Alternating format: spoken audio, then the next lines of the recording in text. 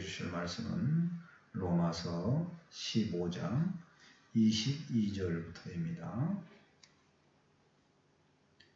로마서 15장 22절에서 33절까지 한 절씩 교독합니다. 그러므로 또한 내가 너희에게 가려 하던 것이 여러 번 막혔더니 이제는 이 지방에 일할 곳이 없고 또 여러 해 전부터 언제든지 서바나로 갈 때에 너희에게 가기를 바라고 있었으니 이는 지나가는 길에 너희를 보고 먼저 너희와 사귐으로 얼마간 기쁨을 가진 후에 너희가 그리로 보내주기를 바라니라. 그러나 이제는 내가 성도를 섬기는 일로 예루살렘에 가노니 이는 마게도냐와 아가야 사람들이 예루살렘 성도 중 가난한 자들을 위하여 기쁘게 얼마를 연구하였음이라.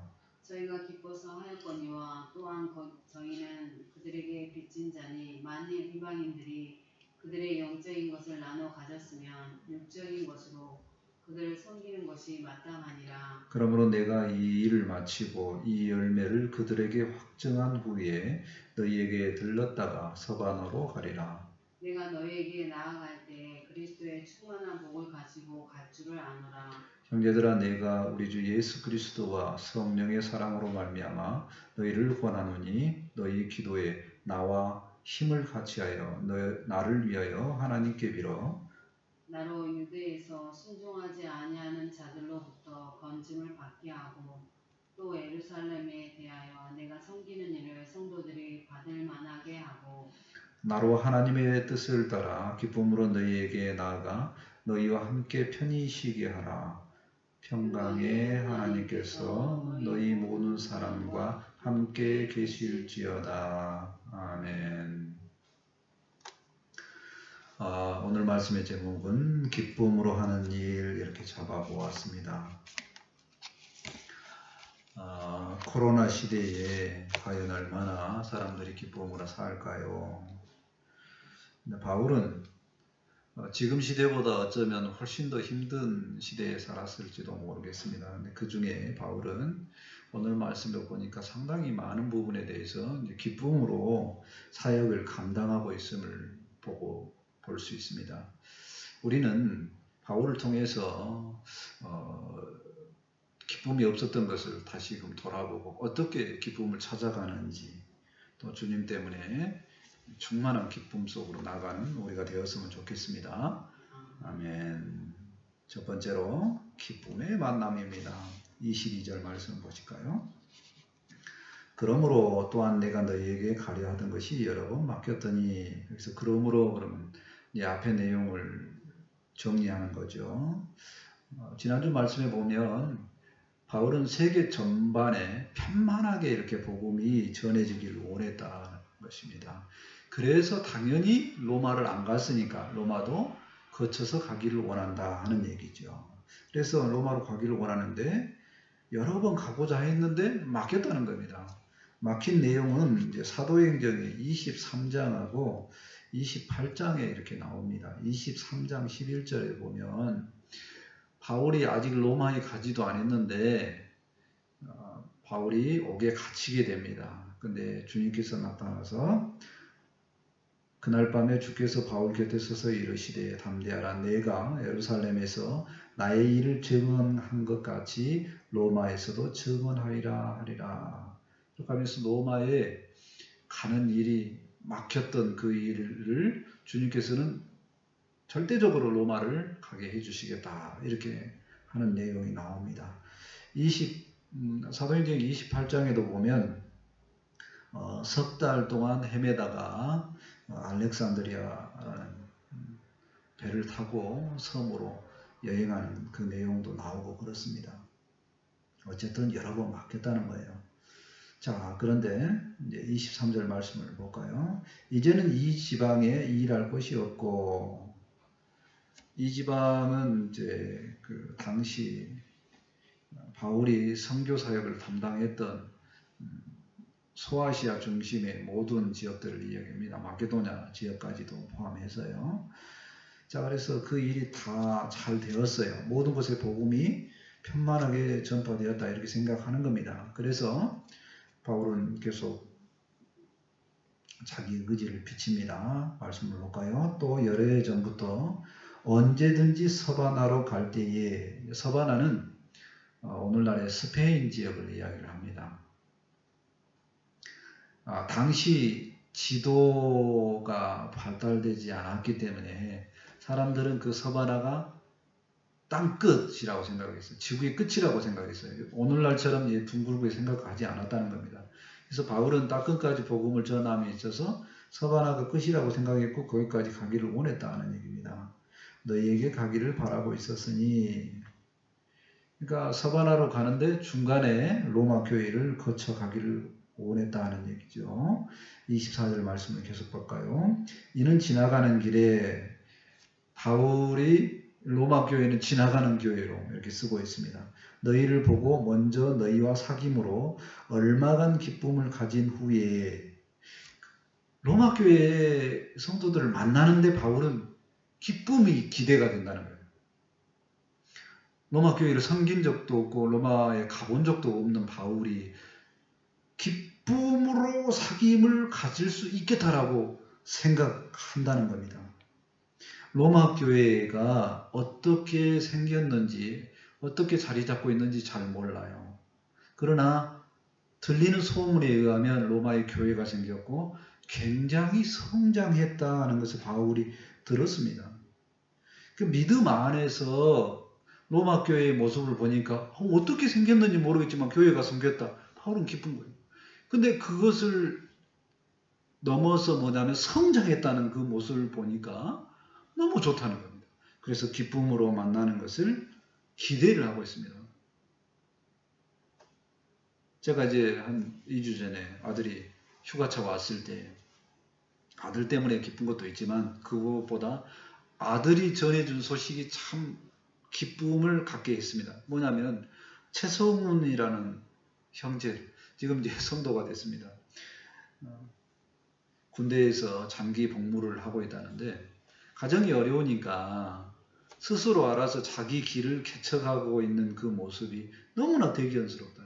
그동안 어떻게 살았는지도 궁금하고 어떻게 믿음 생활했는지도 사실 궁금합니다. 물론 전해주는 사람이 있지만 직접 만나서 교제를 나눠보면 정말 기쁨이 더할 거라는, 바울이 그런 것처럼 성장해 있는 로마 교회를 만나고 싶어 하는 기쁨이 굉장히 많았을 거라는 얘기입니다. 그리고 이왕에 성장해 있으니 바라는 것도 있어요. 기대가 되더라고요. 그러면서 바울은 뭐라 하냐면, 바울이 로마 교회 보고 너희가 그리로 보내주기를 바람이라 이렇게 말합니다. 너희가 나를 서바나로, 스페인으로 보내줬으면 좋겠다. 성수겠다는 소식까지 듣고 보니까 선교하는데 너희가 쓰임 받았으면 좋겠다라고 하는 겁니다. 사실 자기 교회를 벗어나서 선교를 생각한다고 하는 것 자체가 굉장히 성숙한 모습을 기대할 수 있다는 얘기입니다. 바울이 로마 교회를 생각할 때 기쁨으로 만남을 기대를 하고 있습니다. 그 내용을 보면요, 바울은 로마 교회와 기쁨으로 사귐이 되겠다는 기대를 갖게 된다는 겁니다. 성장했다는 소식을 보니까 인정도 되어집니다. 성장했다 하니 더 다음에 성장하는 선교까지 이 사람들이 로마 교회가 마음을 가졌으면 좋겠다. 그것도 기대가 된다는 겁니다. 우리도 똑같습니다. 우리가 성장하는 모습, 이걸 통해서 다른 사람이 우리를 사귀고 싶어 해요. 어떤 사람을 만나고 싶어 하는 마음이 생기는 건 가만히 생각해 보면 그 사람이 성장해 있다는 거예요. 그리고 믿음 안에 있는 사람들은 기본적으로 성장한 모습이 있어서, 자기를 발견하는 모습이 있어서 믿음 안에서 사귀면 너무 좋더라는 얘기입니다. 그래서 주님은 믿음 안에서 자주 사귀는 걸 기뻐합니다. 요한일서 1장 3절의 말씀에 보면 사도 요한도 이 사귐을 굉장히 기뻐하고 있습니다. 우리가 보고 들은 바를 너희에게도 전하는 너희로 우리와 사귐이 있게 하려 함이니, 우리의 사귐은 아버지와 그의 아들 예수 그리스도로 그리스도와 더불어 누림이라. 성도들 간의 사귐은요, 기쁨이 되고 주님과 함께하는 누림이 된다는 거예요. 에너지를 충만히 받을 수 있는 근거가 된다는 겁니다. 믿음 안에서 필요에 따라서 사귐을 갖지 말고 믿음 안에서 많은 사람들을 사귀면서 많은 누림으로 더욱더 행복한 신앙생활을 했으면 좋겠습니다. 아멘. 자, 두 번째는 기쁨의 섬김입니다. 25절 말씀을 보실까요?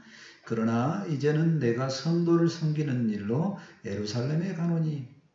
로마교회 너희에게 갔으면 좋겠는데, 그러나 먼저 할 일이 있다는 얘기예요. 그 먼저 할 일이 뭐냐? 우선 할 일이 예루살렘에 가는 일이 있더라 하는 얘기입니다. 예루살렘 교회에.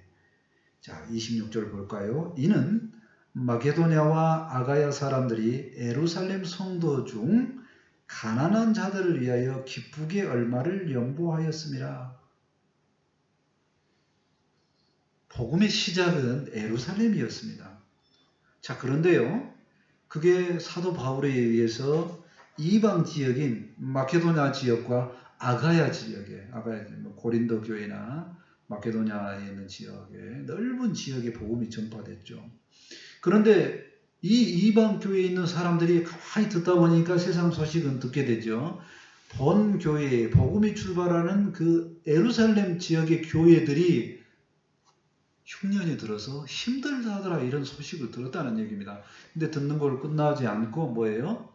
섬기고자 연보를 준비했다는 거예요. 마게도냐 지역과 아가야 지역도 성장했음을 볼 수 있습니다. 복음을 받아서 성장을 했다는 거예요. 그래서 복음이 출발했던 그 지역을 뭐냐면 섬기고자 연보를 준비했다는 겁니다. 그것을 어떤 마음으로요? 기쁘게 준비했습니다. 27절 말씀을 볼까요? 저희가 기뻐서 하였거니와 또한 저희는 그들에게 빚진 자니 만일 이방인들이 그들의 영적인 것을 나눠 가졌으면 육적인 것으로 그들을 섬기는 것이 마땅하니라. 자, 바울이 생각할 때 그들이 준비한 것이 굉장히 기쁘게 준비했다는 겁니다. 근데 저들은 왜 그렇게 기쁨으로 준비하는 것이 마땅하냐라고 바울이 또 설명하는 건데요. 이방인들은 빚을 졌습니다. 무슨 빚을 졌다고요? 예루살렘에서 복음이 출발했으니 그 교회의 성도들이 기도했지 않겠느냐는 거예요. 이방으로 복음이 전파될 때. 그러니까 그들에게 복음의 빚을 졌다는 거예요. 복음의 빚을 졌으니까 이제 갚으긴 갚아야 하는데 뭘로 갚아요? 물질로, 육적인 것으로. 물질로 갚아도 괜찮겠다. 물질로 갚은 것도 마땅하다. 물질로 갚아도 좋은 것이다. 이렇게 바울은 해석을 해줍니다. 그래서 바울은 이방 교회가 본 교회인 예루살렘 교회를 섬기고자 하는 그것이 너무 좋아서 그 일을 바울이 직접 하고 싶은 겁니다. 28절에 보면 그러므로 내가 이 일을 마치고, 그러니까 이 일은 예루살렘 교회에 가서 섬기는 일이죠. 복음으로 섬기는 거죠. 이 열매를 그들에게 확증하는 위해. 왜 바울이 가느냐? 확증하고 싶어서 그런다는 겁니다. 무엇을 확증하고 싶으냐면 이방인들이 연보를 준비하는 것이 대단히 중요한 열매였다는 겁니다. 대단히 중요한 열매라는 거예요. 복음을 받아들여서 섬길 정도로 성장하였음을 확증하고 싶다는 겁니다. 그렇게 확증한 후에 너희에게 들렸다가 서바나로 가리라. 그 일을 하고 이제 서바나로 갔으면 좋겠다는 얘기입니다. 29절 말씀을 보실까요? 내가 너희에게 나아갈 때에, 바울이 로마 교회에 갈 때에 그런 말이죠. 그리스도의 충만한 복을 가지고 갈 줄을 아노라. 바울도 로마 교회에 갈 때 빈손으로 가지 아니하고 뭔가 준비를 해갑니다. 무엇을 준비해가요? 그리스도의 충만한 복을 가지고 가기를 원했다는 겁니다. 그리스도의 충만한 복이 뭘까요? 영적인 선물이 가장 중요한 거죠.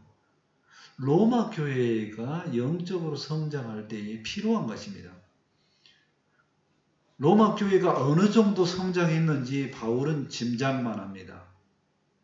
그런데 그리스도와 관련된 충만한 복을 전해 보면 그들이 얼마나 성장했는지, 또 성장 안 했다면 성장을 했는지, 성장을 하게 되는지 기대가 되는 겁니다. 그런 마음으로 로마 교회를 가고자 한다는 겁니다.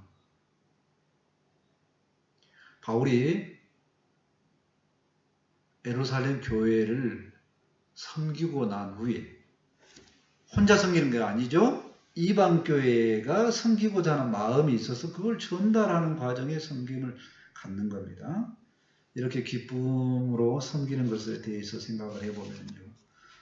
먼저 중요한 것은 섬김의 기초가 되어 있는 사람들은 영적으로 먼저 은혜를 받은 사람들입니다. 그것을 받아야 섬김이 그냥 섬김이 되는 게 아니라 이름 내려고 섬기는 게 아니라 기쁨으로 섬겨진다는 겁니다. 이방 교회는 이미 이 기쁨을 가졌다는 겁니다. 바울은 성도들이 이렇게 성장하는 것을 바라고 기쁨으로 모든 교회를 섬기고 있는 거죠. 바울도 성장했으므로 섬기는 겁니다. 이 섬김을 통해서 이방 교회가 이미 성장했음을 확인하고 뭐였으면 좋겠다? 확증이라는 것은 로마 교회도 성장했으면 좋겠다는 겁니다. 이방 교회를 수용할 수 있는 마음이 생겼다는 것은 로마 교회도 성장했다는 겁니다. 연보로 섬기는 것, 이건 영적 열매로 보는 거죠. 이 연보를 통해서 예루살렘 교회도 성장할 것을 기대합니다. 우리도 마찬가지입니다. 우리도 성장하여야 기쁘게 형제를 섬길 수 있습니다. 우리가 성장해야 교회에서 하는 모든 일을 기쁘게 할 수 있습니다. 우리가 성장해야 기쁨으로 누군가를 섬길 수 있다는 겁니다. 믿는 사람이든 믿지 않는 사람이든 섬김이 되는 것은 내가 성장을 해야 돼요. 내가 성장하지 않고 섬기는 것은요, 굉장히 힘든 일입니다. 어차피 우리는 살다 보면 섬길 수밖에 없어요. 근데 그것을 기쁨으로 할 수 있는 일은 뭐냐면 먼저는 성장해야 된다는 겁니다. 성장에 가장 모범이 되는 분이 있죠. 예수님입니다. 마태복음 20장 28절을 볼까요? 인자가 온 것은 섬김을 받으려 함이 아니라 도리어 섬기려 하고 자기 목숨을 많은 사람의 대속물로 주려 함이니라. 하나님이 우리를 구원하시는 방식은 우리를 강제적으로 믿어야 돼 이렇게 누른 게 아니라 예수님의 모습으로 오셔서 우리를 섬겨주신 거라. 우리가 이 예수님을 생각할 때 구원받은 것에 대해서 감사하고 늘 주님으로 인하여 섬기러 오신 주님으로 인하여 감사하고 그 감사가 기쁨으로 연결되었으면 좋겠습니다. 아멘. 세 번째, 기도하고 연결된 기쁨을 생각해 보고자 합니다. 30절 말씀을 보실까요? 형제들아, 내가 우리 주 예수 그리스도와 성령의 사랑으로 말미암아 너희를 권하노니 너희 기도에 나와 힘을 같이하여 나를 위하여 하나님께 빌어. 바울이 우리 주 예수 그리스도와 성령의 사랑으로, 그러니까 예수 그리스도, 성령님 이런 언급하면 상당히 진중하게 이제 고면을 하는 거죠. 중요한 일이 있는데 그런 뜻이에요. 내가 중요하게 말하는 게 있는데 계속 말씀드렸습니다. 너희 기도에 나와 힘을 같이하여. 기도할 때 나와 기도 제목이 같이 또는 나를 위해서 기도를 해주라. 하나님께 빌어달라. 기도해주라는 얘기입니다. 바울이 굉장히 능력이 뛰어난 사람임에도 불구하고 기도 요청을 합니다. 바울이 겸손합니다. 왜 겸손한가요? 능력이 하나님의 빛으로 봤을 때 자기는 아무것도 아니라는 것을 알기 때문입니다. 왜 기도 요청해요? 늘 하나님과 함께 하기 위해서 기도 요청을 합니다. 성도도 마찬가지입니다. 성도는 늘 피차간에 기도 요청을 해야 됩니다. 왜요? 늘 하나님 안에 살기 위해서 그렇습니다. 31절에 기도 제목이 나옵니다. 말씀을 볼까요? 나로 유대에 순종하지 아니하는 자들로부터 건짐을 받게 하고, 유대에 가면 내가 건짐받을, 위협에서 건짐받을 만한 일이 있는데 그 위협 요소가 뭐냐면 유대인들입니다. 유대인들은 바울을 죽이고자 한다는 거예요. 예루살렘에 가면 반드시 그들을 만나게 될 거라는 거예요. 근데 그들을 만나게 될 때에 그 위험에서 목숨이 건짐을 받도록 기도해달라라고 기도 요청을 하고 있습니다. 두 번째 기도 제목은요. 또 예루살렘에 대하여 내가 섬기는 일을 성도들이 받을 만하게 하고, 바울이 연보를 가지고 가는데 예루살렘 교회가 받았으면 좋겠다. 잘 받았으면 좋겠다는 겁니다. 연보라 하면 돈만 받는 게 아닙니다. 이방 교회가 예루살렘 교회하고 똑같은 형제다라는 것을 받아주는 거예요. 예루살렘 교회는 굉장히 경직되어 있고 딱딱한 교회예요. 율법에 갇혀 있는 겁니다. 그런데 이방인들과 한 형제라고 받아들여요? 굉장히 힘든 일일 수 있어요. 근데 그거를 예루살렘 교회가 받아주었으면 하고 하는 겁니다. 이 두 가지 기도 제목을 로마 교회에게 요청을 하는 겁니다. 바울은. 그래서 그 기도가 응답된다면 기쁨이 되겠죠. 32절 말씀을 볼까요? 나로 하나님의 뜻을 따라 기쁨으로 너희에게 나아가. 기도가 응답이 됐어요. 그러면 굉장히 바울이 기쁨이 있겠죠. 영적인 일이 이루어졌습니다. 그래서 그 기쁨을 가지고 너희의 기도 때문에, 또 함께 한 기도 때문에, 너희의 중보 기도가 나를 위해서 한 그 기도가 응답이 돼서 내가 너무 기쁘다. 기도해줘서 고맙다 하고 그 기쁨을 가지고 너희에게 나아간다는 거예요. 너희에게 나아가서 너희와 함께 편히 쉬게 하라. 기도의 관계성 속에서 너희와 연결되었으니 기도가 응답이 되면 얼마나 더 평안함 속에 들어가겠느냐 하는 얘기입니다. 33절 마치는 기도와 같은 내용입니다. 평강의 하나님께서 너희 모든 사람과 함께 계실지어다. 아멘.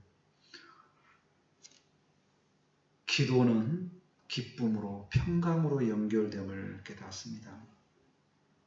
기도에서 오는 기쁨을 생각을 해보면요. 기도를 하면 하나님의 뜻 안에서 있게 되고 하나님의 뜻 안에서 일이 이루어집니다.